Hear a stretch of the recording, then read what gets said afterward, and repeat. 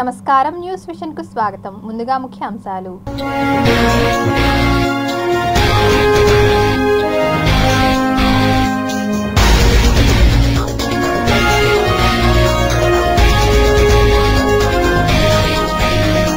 హిందూ మహాసముద్రంలో ఉద్రిక్తత, ఎదురుపడిన భారత్ చైనా నౌకాదళాలు.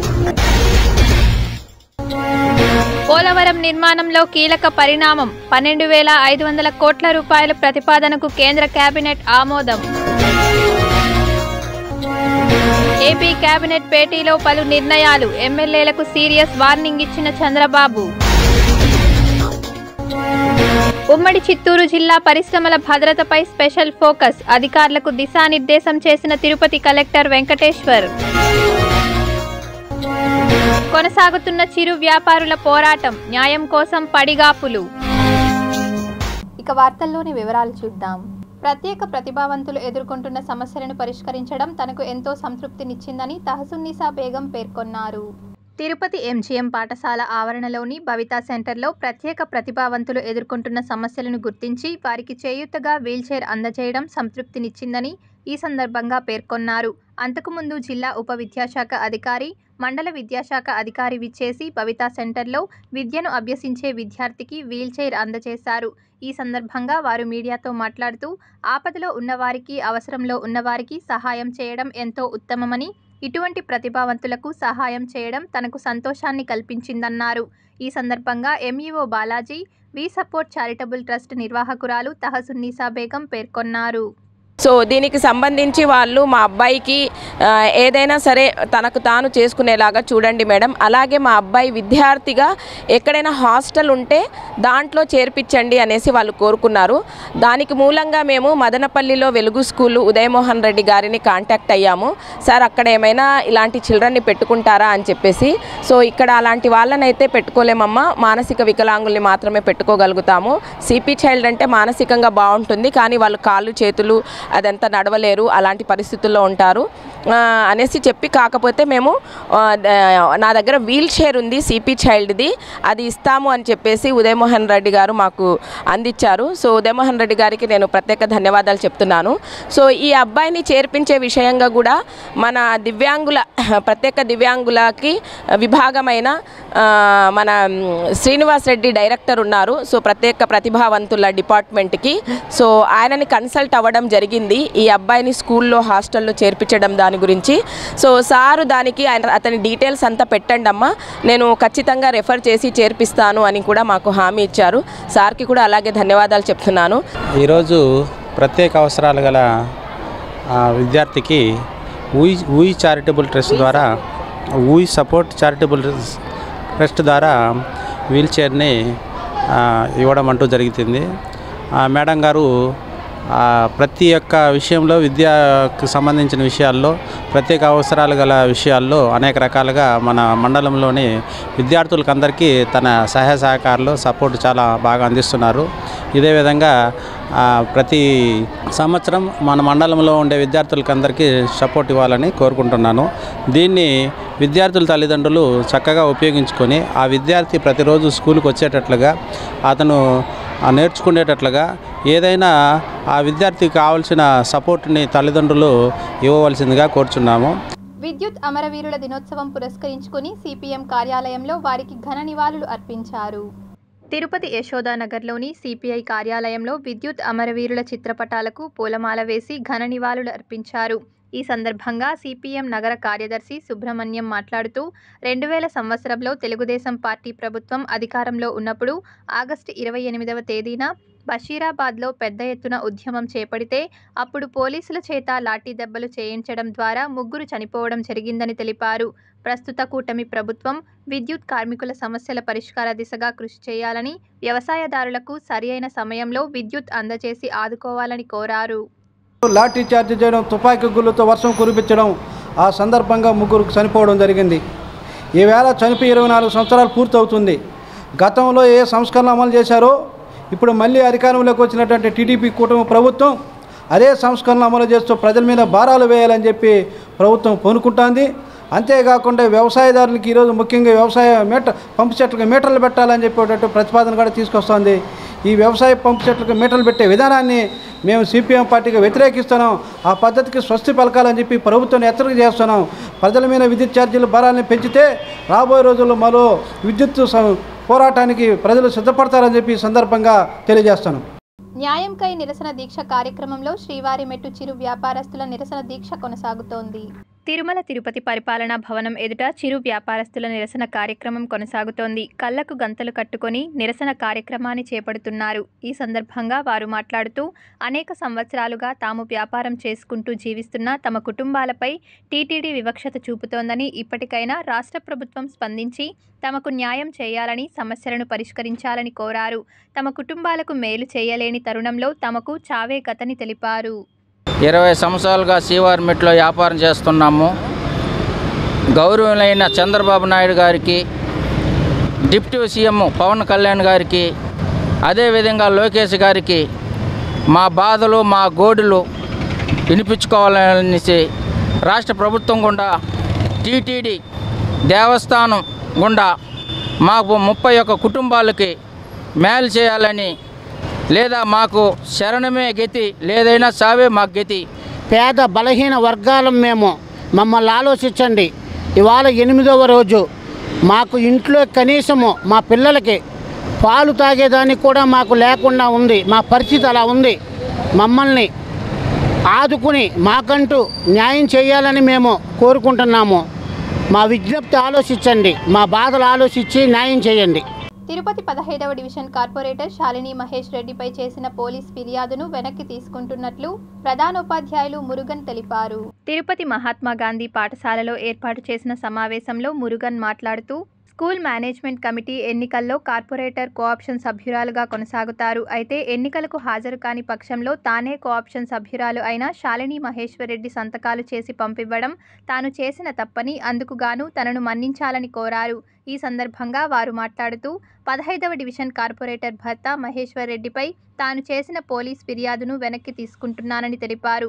పాఠశాల అభివృద్ధికి ఇదివరకు లాగానే అభివృద్ధి చేసేందుకు కార్పొరేటర్ వారి భర్త మహేశ్వర్ రెడ్డి సహకరించాలని మీడియా పరంగా కోరారు. నేను పొరపాటున మేడం గారి పేరుని క్యాపిటల్ లెటర్స్ రాయడం జరిగింది. అది మేడం గారు అది గుర్తించి నేను దాన్ని మిస్యూజ్ చేశానని మేడం గారు బాధపడ్డారు. అదేవిధంగా నా మీద పోలీస్ కంప్లైంట్ కూడా ఇవ్వడం జరిగింది. ఆ తీర్మానం కాపీ నేను వాస్తవంగా ఎవరికి కూడా డిఓ గారికి కానీ ఎంఆర్సీకి కూడా పంపించలేదు. కానీ మొత్తం మీద పొరపాటు అనేది ఖచ్చితంగా నా వల్ల జరిగింది. ఆ పొరపాటుకి మేడం గారిని బహిరంగంగా నేను కూడా క్షమాపణ కోరుకుంటున్నాను. పొరపాటున సార్ మీద కూడా నేను ఫిర్యాదు చేయడం జరిగింది. అంటే బలవంతంగా తీసుకెళ్లారని.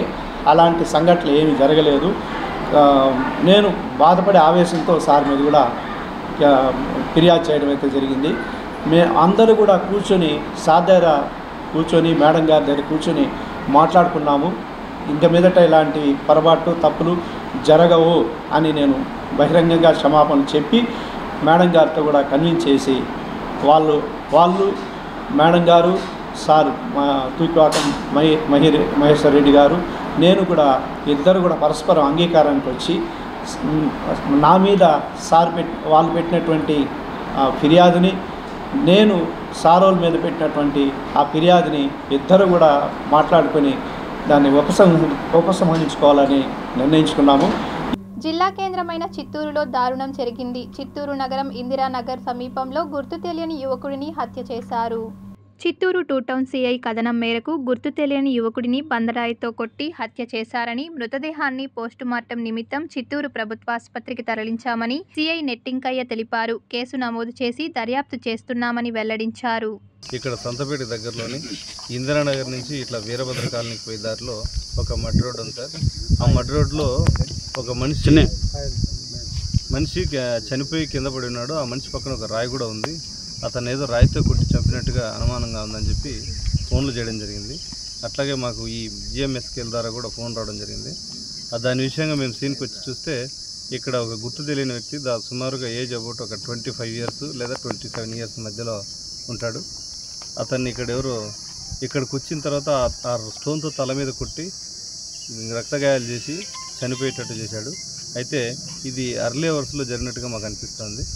ఆ వ్యక్తికి సంబంధించిన డీటెయిల్స్ అన్నీ కూడా క్రైమ్స్ని విజిట్ చేసి వాటన్నిటిని సీజ్ చేసుకొని దాన్ని ఐడెంటిఫై చేయడానికి ప్రయత్నిస్తుంది. తెలంగాణ తరహాలో ఏపీలో కూడా చెరువులు, రోడ్లు, పార్కులు, క్రీడా మైదానాల స్థలాలను ఆక్రమించి నిర్మాణాలను చేపట్టిన వారివి కూల్చివేయాలని మాజీ మంత్రి టీజీ వెంకటేష్ తెలిపారు.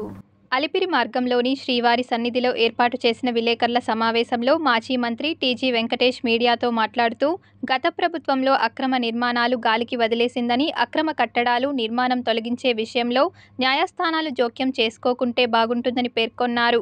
ఈ సందర్భంగా ఆయన మాట్లాడుతూ చెరువులు కాపాడుకుంటే నీటి సమస్యను అధిగమించవచ్చని తెలిపారు. ఎన్డీఏ ప్రభుత్వం అధికారంలోకి వచ్చిన తర్వాత టీటీడీలో మార్పులు కనిపిస్తున్నాయని, పరిశ్రమల ఏర్పాటుకు పారిశ్రామికవేత్తలు ఆంధ్ర రాష్ట్రం వైపు మక్కువ చూపిస్తున్నారంటూ తెలిపారు. చెరువులు ఆక్యుపై చేసిన, రోడ్లు ఆక్యుపై చేసిన, పార్కులు ఆక్యుపై చేసిన, క్రీడా స్థలాలను ఆక్యుపై చేసిన ఏ కోర్టు ఇంటర్ఫియర్ కాదు. ప్రభుత్వము చేసే ఈ కార్యక్రమానికి కోర్టులు ఈ జోలికి రావు. మంచి పని చేస్తున్నారనే కోర్టు చెప్తాయి. ఏమైనా ఉంటే వాళ్ళకు నోటీస్ ఇచ్చి కొట్టేయండి అంటారు. ఏ దేశంలో మన ఇండియన్స్ ఉన్న చంద్రబాబు గారు పేరు చెప్పేదే ఆయన డెవలప్మెంట్ గుర్తొస్తుంది. ఆయన చేసే డెవలప్మెంటు. ఇంకా ఆయనకు భగవంతుడు ఆపర్చునిటీ ఇచ్చాడు. ఆయన ఈ కార్యక్రమాలు చెరువులు కలపటము, కెనాల నుంచి చెరువులు కలపటం, ఆ కార్యక్రమాన్ని చేపట్టాలి. ఇప్పుడు ఫ్లడ్ తుంగభద్ర గేట్ పోయేదే నీళ్ళు వచ్చింది, ట్యాంకర్ అంతా నింపే కార్యక్రమం పెట్టుకోవచ్చు. వాటర్ ఎక్కువ వచ్చినాం. చంద్రబాబు 100 రూపాయలు డెవలప్మెంట్ చేసే దాంట్లో పోతాం. ఇన్ఫ్రాస్ట్రక్చరు, నీళ్లు, రోడ్లు తయారు చేస్తే ఆటోమేటిక్గా వస్తాయి. అవి చేసే దిశలో చంద్రబాబు గారు కంకణం కట్టుకున్నారు, ముందుకు వెళ్తున్నారు.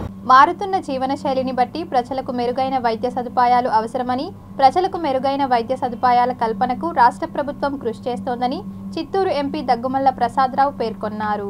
యాదమరి మండలంలో నూతనంగా నిర్మించిన ప్రాథమిక ఆరోగ్య కేంద్ర భవనాన్ని చిత్తూరు పార్లమెంట్ సభ్యులు దగ్గుమల్ల ప్రసాదరావు, జిల్లా కలెక్టర్ సుమిత్ కుమార్, పూతలపట్టు శాసనసభ్యులు కె మురళీమోహన్లు ప్రారంభించారు. ఈ సందర్భంగా చిత్తూరు ఎంపీ, కలెక్టర్, ఎమ్మెల్యే మాట్లాడుతూ ప్రజలు ఆరోగ్యం పట్ల నిర్లక్ష్యంగా ఉండరాదని, మెరుగైన వైద్య సేవలు అందించడానికి రాష్ట్ర ప్రభుత్వం కృషి చేస్తోందన్నారు.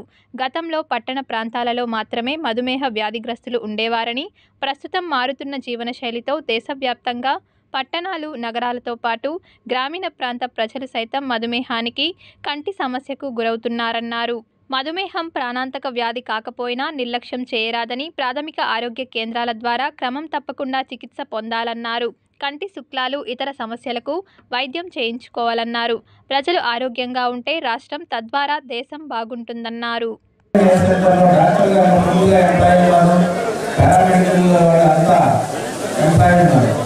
అలాగే కంటికి సంబంధించి కూడా నేషనల్ స్కీమ్స్తోనే కరెక్ట్గా చేస్తున్నారు.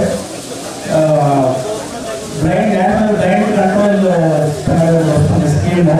దానిలో ఇప్పుడు ఆల్రెడీ ప్రిపేర్ ప్లాన్ చేస్తారా మన మండలకు కూడా వస్తుంది. అంత ఫెసిలిటీ ఉంది ఇక్కడ. తర్వాత యాక్సిడెంట్ జరిగిన ఏదైనా సరే, ఏ జబ్బు జరిగినా సరే, ఇంతకుముందు మనం పల్లెటూరు డిస్ట్రిక్ట్ హాస్పిటల్ వెళ్ళాల్సిన పరిస్థితి లేకుండా దగ్గరలో మనకి హెల్త్ సెంటర్ వచ్చింది కాబట్టి వినియోగించుకోండి. ఎప్పుడైనా మనకి ఈ ప్రాజెక్ట్స్ వస్తే యాదగిరి రోడ్ అది ఫస్ట్ ప్రయారిటీలో ఉంటుంది. Inter connectivity road, inter district road, state road కూడా ఉంది. సో ఇది ఫస్ట్ ప్రయారిటీ ఉంది. నేను గతంలో కూడా చెప్పాను. ముఖ్యంగా ఇప్పుడు చూస్తే అన్ని గ్రామంలో CC roads and drainage sanctions మొదలు పెట్టారు. ఎన్ని రకాలైనటువంటి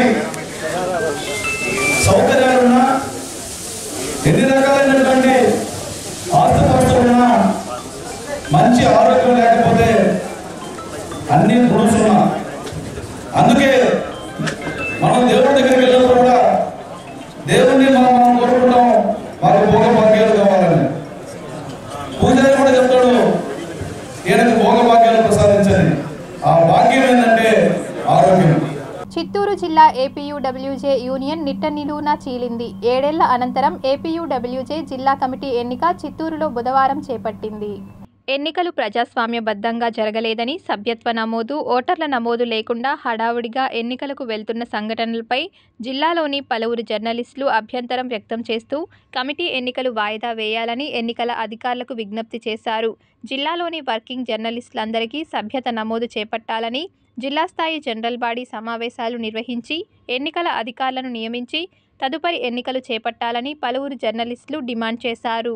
ప్రజాస్వామ్యబద్ధంగా అందరికీ సమాన అవకాశాలు కల్పిస్తూ ఎన్నికలు నిర్వహించి అందరికీ సమాన ప్రాతినిధ్యాన్ని ఇవ్వబోతున్నాం.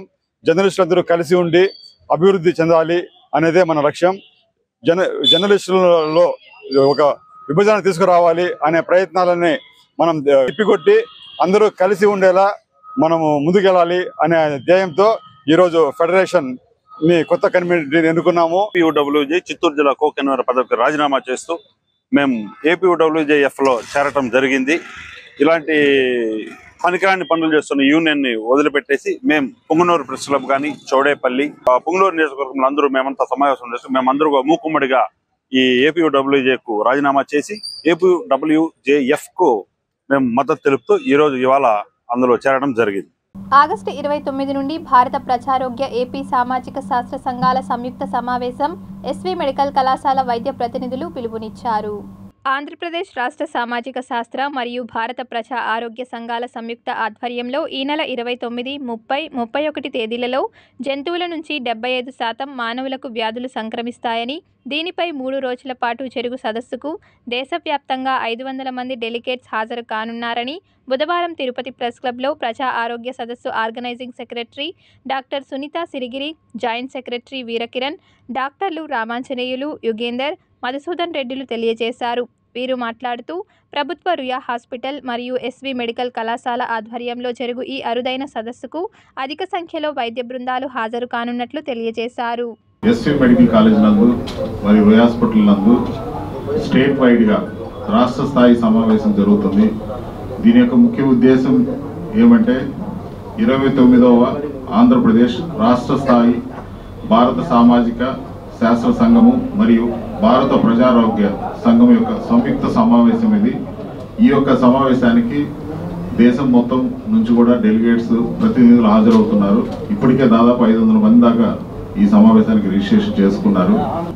ఎస్వి మెడికల్ కాలేజు, అలానే వెటర్నరీ సైన్సెస్ వాళ్ళు, అలానే పద్మావతి మహిళా యూనివర్సిటీ వాళ్ళు, అలానే మన స్టేట్ అంతా కూడా చాలా అంటే ఎన్ఐఎన్, ఐసీఎంఆర్, ఎన్ఐఎన్ వాళ్ళు, యూనిసెఫ్ అండ్ WHO కూడా పాల్గొంటున్నారు. వాళ్ళ సపోర్ట్ తోటి ఈ కాన్ఫరెన్స్ మేము జరుపుతున్నాం.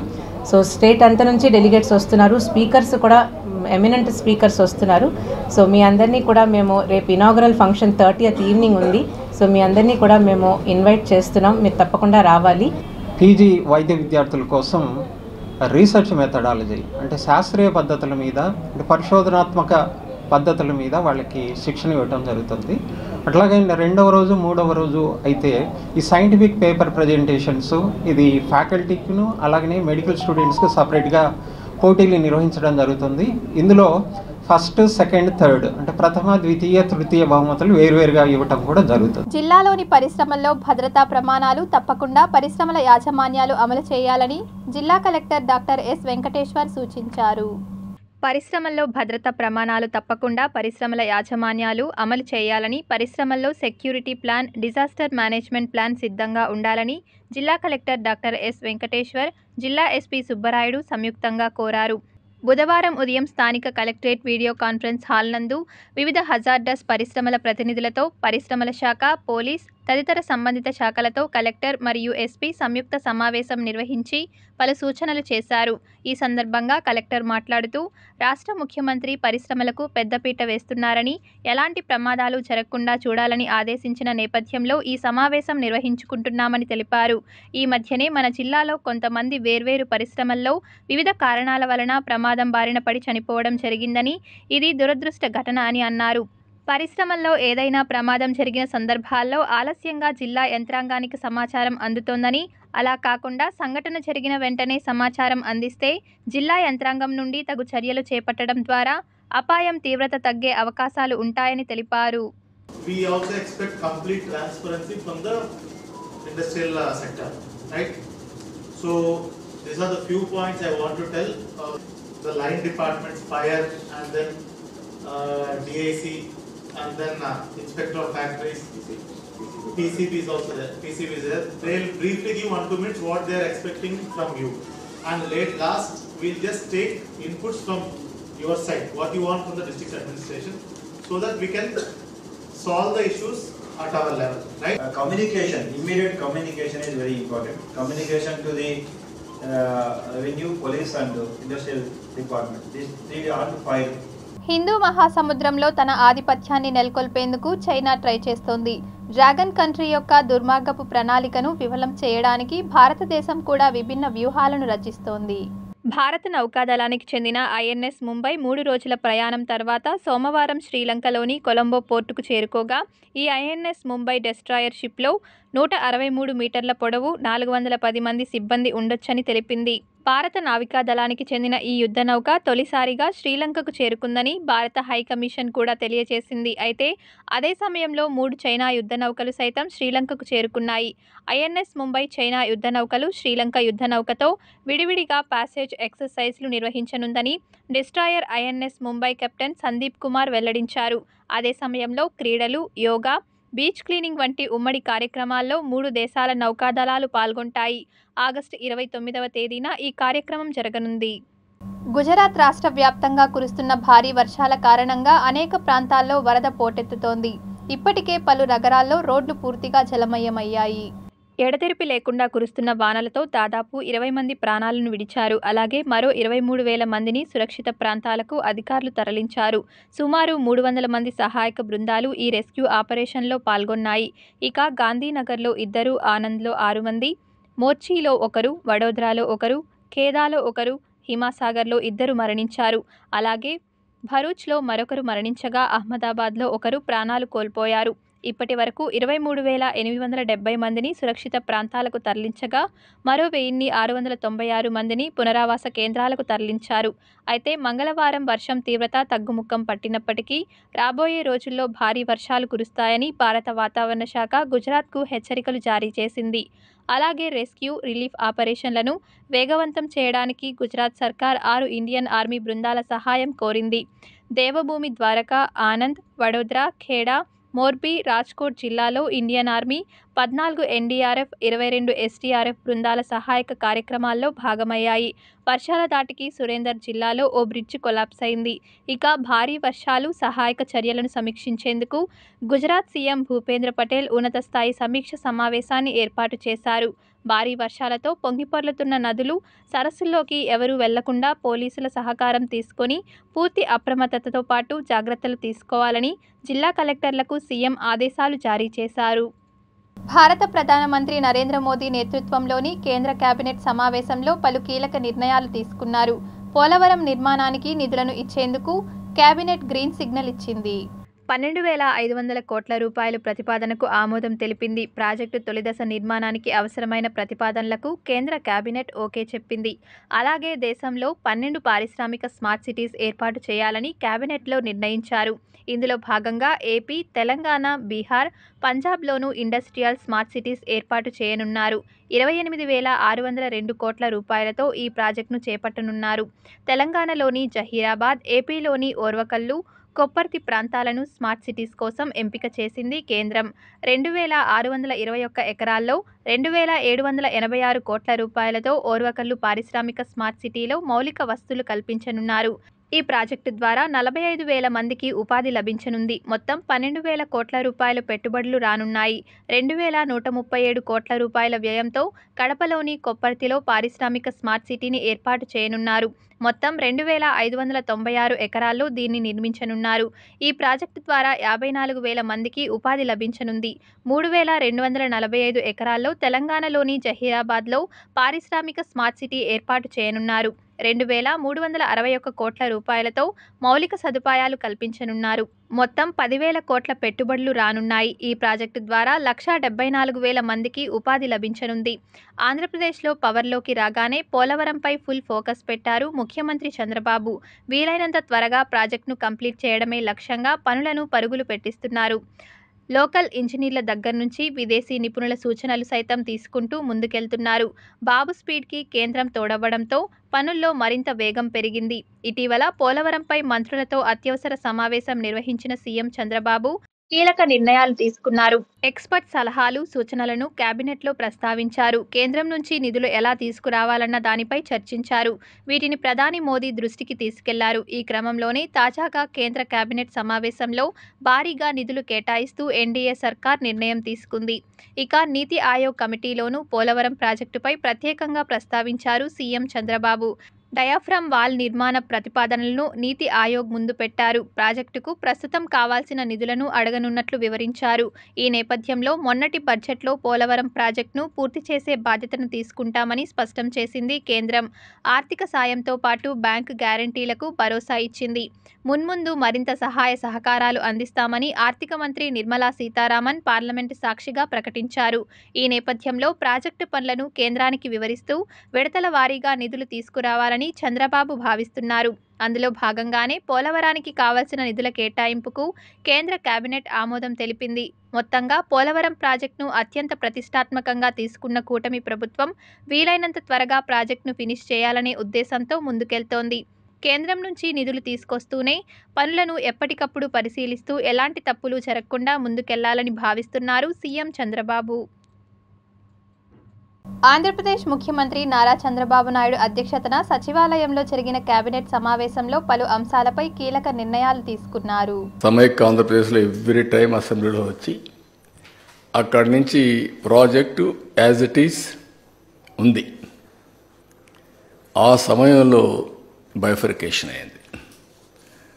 అప్పుడే ఈ రాష్ట్రానికి న్యాయం చేయాలి, ఎట్లా కాంపన్సేట్ చేయాలనుకున్నప్పుడు ఇది ఒక ముఖ్యమైన ప్రాజెక్ట్. పోలవరం ఒక నేషనల్ ప్రాజెక్టుగా ఇచ్చారు. అక్కడి నుంచి నేను ముఖ్యమంత్రి అయ్యాను.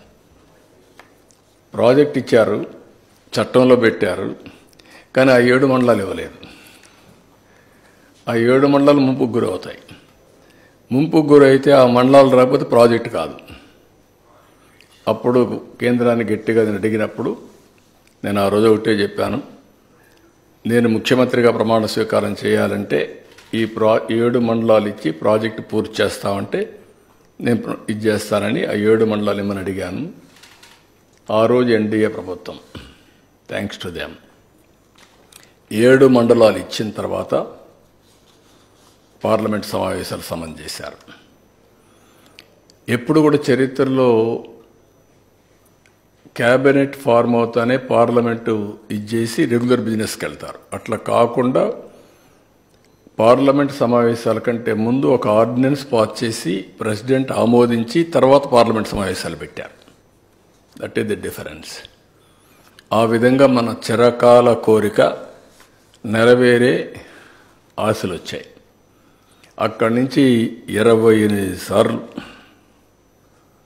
క్షేత్రస్థాయికి వెళ్ళారు.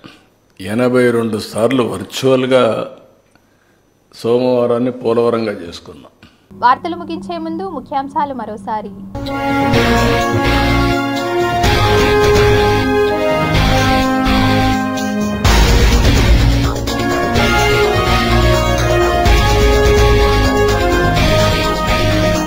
హిందూ మహాసముద్రంలో ఉద్రిక్తత, ఎదురుపడిన భారత్ చైనా నౌకాదళాలు. పోలవరం నిర్మాణంలో కీలక పరిణామం, 12,500 కోట్ల రూపాయల ప్రతిపాదనకు కేంద్ర కేబినెట్ ఆమోదం. ఏపీ కేబినెట్ భేటీలో పలు నిర్ణయాలు, ఎమ్మెల్యేలకు సీరియస్ వార్నింగ్ ఇచ్చిన చంద్రబాబు. ఉమ్మడి చిత్తూరు జిల్లా పరిశ్రమల భద్రతపై స్పెషల్ ఫోకస్, అధికారులకు దిశానిర్దేశం చేసిన తిరుపతి కలెక్టర్ వెంకటేశ్వర్. కొనసాగుతున్న చిరు వ్యాపారుల పోరాటం, న్యాయం కోసం పడిగాపులు. ఈ వార్తలు ఇంతటితో సమాప్తం. సమగ్ర సమాచారంతో న్యూస్ విషన్లో మళ్ళీ కలుద్దాం. అంతవరకు సెలవు. నమస్కారం.